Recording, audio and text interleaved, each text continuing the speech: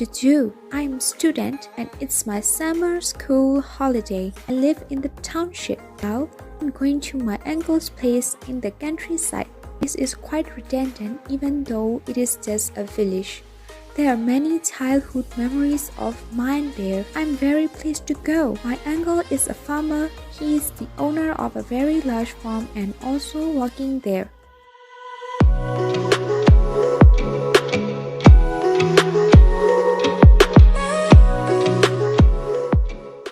Look!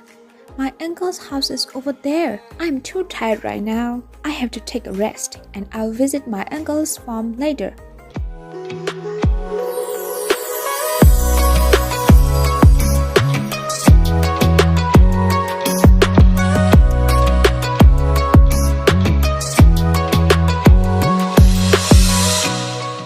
Uncle Dan, how are you? What are you doing right now? Fine. I'm looking at my plans, my daughter. Do you want to go to the farm?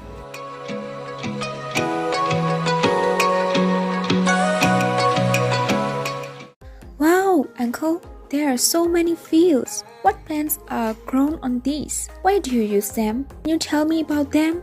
I'm really interested. Alright, girl, I will show you. We grow many kinds of plants according to seasonal cultivation. Plants we cultivate are different from region and to region. For example, in our village, we usually grow sugarcane, barley, coffee, coconut, sesame, and so on. Other areas of our country like mountains, they grow paddy and root vegetables, carrots, beets, radishes, potatoes, leeks, and many others. The foothills of mountains are suitable for cultivating paddy, maize, cabbage, cauliflower, beans, and many other low-temperature fruits. Okay, right now I'm going to tell you where we use them and how these are useful.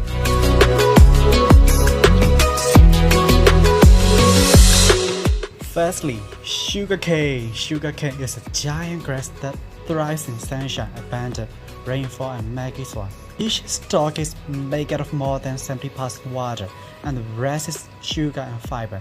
It has a 12 to 15 month growing cycle and is planted annually between September and January and harvested between late September and late April. Most of the sugar canes are processed into sugar and they are used to make bread, canned fruits, vegetables, beverages, cakes, candies, cereal, and your favorite ice cream and other foods. Secondly, barley. Barley is a cereal grain and a member of the grass family. It's adaptable to both dry and wet environments, so barley is farmed in many parts of Myanmar and throughout the world. Barley requires at least 90 days from seed to harvest, so the earlier it is planted, better chance of reaping seeds. Barley can be found in many coloring: soups, beers, cereals, snack foods, protein bars, malted milk, and other malted things. The third one is coffee. Have you ever thought about how coffee becomes? Coffee comes from a plant. Coffee plants are woody evergreens that can grow up to 10 meters tall when growing in the wild. Coffee beans develop inside a cherry that grows from these plants. Beans we roast to make coffee are actually seeds. You will usually find 2 of these seeds inside each cherry-like fruit of the coffee plant. After the coffee cherries are harvested, the beans are extracted from the fruit and eventually roasted. At this point, that the coffee finally becomes the dark brown bean we all recognize. That is how coffee becomes and the process of coffee growing. And then coffee grounds are used in many places such as making drinks, scraping, fertilizing the soil, usually natural dye. Coffee is actually useful in many ways. And the next one is coconut. Coconuts fall from the tree when they are ripe. Coconut palms thrive in full sun, meaning at least 6 hours of direct sunlight on most days. The plant has a moderate growth rate. Outdoors, it will mature and reach its full coconut production in around 50 to 20 years. It can live for decades beyond that. These trees grow 60 to 100 feet tall and 20 to 30 feet wide with huge leaves to 50 feet long. Coconuts can be eaten as food or used as medicine. Coconut is taken by mouth for bladder stones, diabetes, high cholesterol, and weight loss. In foods, coconut is used in various preparations like coconut milk, flour, or wine.